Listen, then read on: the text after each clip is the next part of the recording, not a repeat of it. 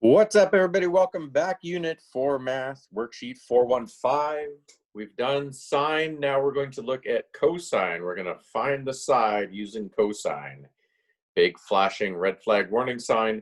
When calculating sides, do not use the second function button.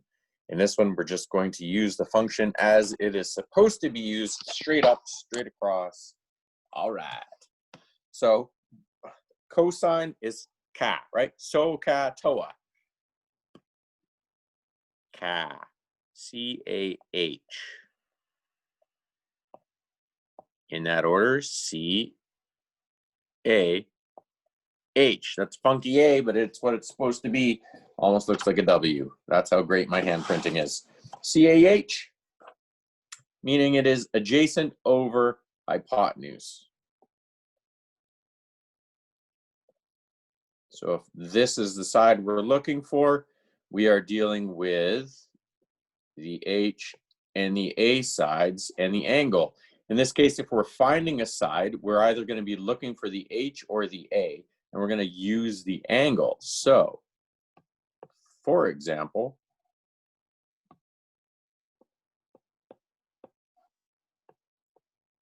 I've got 45-degree angle and 10 adjacent. It's going to be 10 goes where the adjacent is, and 45 of the angle, in this case cosine, goes where that is. So it looks like this: 10 over 45 cosine. Okay?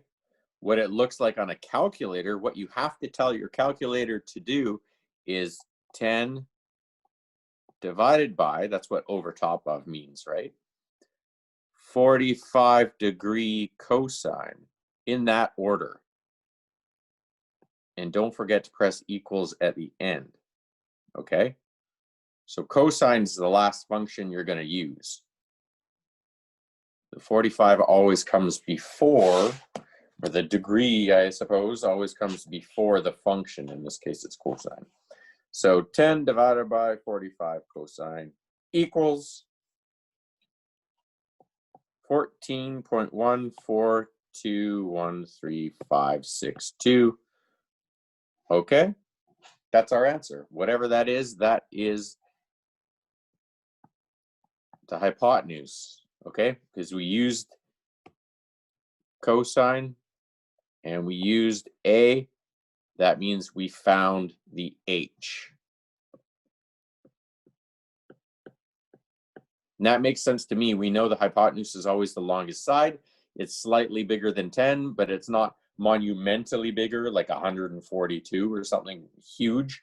And it's not tiny like 0.14142 or something silly that's way too small. So it makes sense. It's probably right. We could use the other functions to check our math if we wanted, or we could move on and look at more examples. So what I want you to do now, pause the video, see if you can do both of these, and then I will work through them for you as well. And you can check your answers and hear what I've got to say, or you can just mute me and go straight to the answer, whatever you feel like. Okay. So now I'm looking at 40 degrees, looking at opposite. Hypotenuse is the long side, adjacent is the 7. I know I'm dealing with cosine already because that's what this unit is called, this worksheet.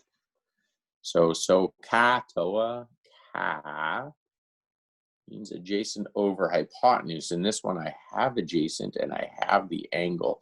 So it's going to be 7 over 40 cosine. 7 divided by 40 cosine. And I'm going to do that, and I get 9.137851025. Perfect. Now I go ahead and I can just write in my answer.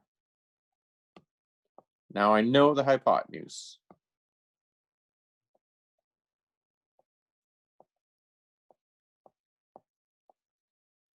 Well, of course I'm going to do feet and inches. That is what the answer should be in. Okay. Next one. what have I got? I'm looking across opposite, adjacent, hypotenuse. Okay. I want to find, I'm going to use cosine. I've got the hypotenuse. This is going to find me the adjacent. So this time the hypotenuse is on the bottom and we see the angle. So it's the angle cosine on the bottom means it is multiplying. It's going straight across. So it is going to be 50 cosine times 7 equals. And we get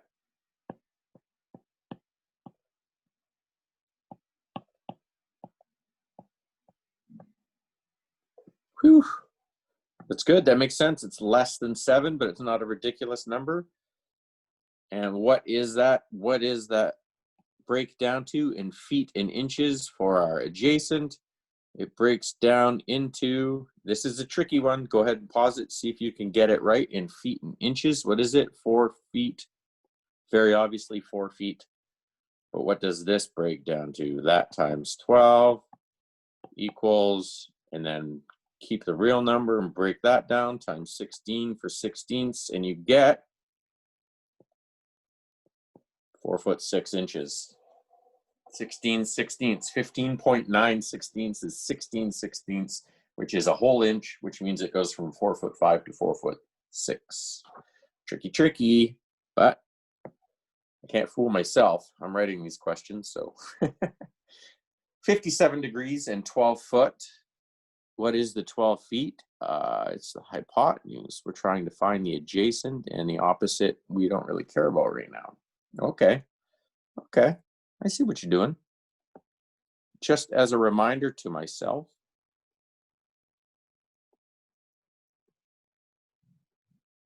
I'm going to write down this triangle again because it helps remind me that if it's adjacent, it's going to be divide. If it's a hypotenuse, I'm going to multiply straight through. In this case, I've got the hypotenuse. So it's going to be 57, and the function is cosine times 12 feet, right? Because all I'm doing is dealing with this bottom section, which means just the angle times hypotenuse, right? We're not using the top at all. And when I do that math, I get 6.53566842 feet. And I break that down, and my answer, what is the adjacent in feet and inches? It is 6 foot 6 and 7/16 of an inch. That's really hard to see, but that's 6 foot 6 and 7/16 of an inch.